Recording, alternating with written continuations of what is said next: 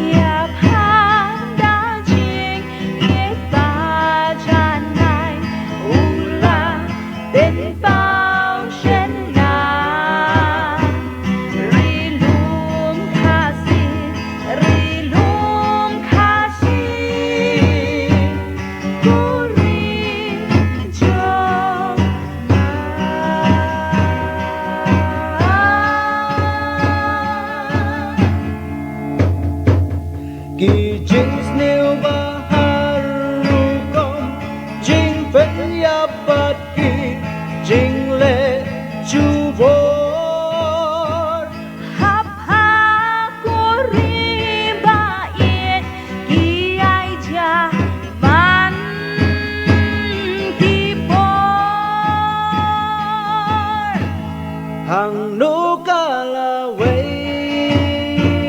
trong pa cô ri ba y trong ngã Cô ri tép bêu tép lê Pai yang hạp đen chính ma Cô ri khasi ma yên trong ngã yên gan tê ya pa Tô mi tô yang cô khuôn cà ri ban y ya ca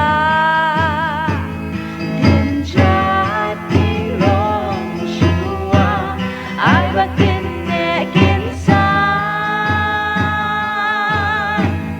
ri lom khasi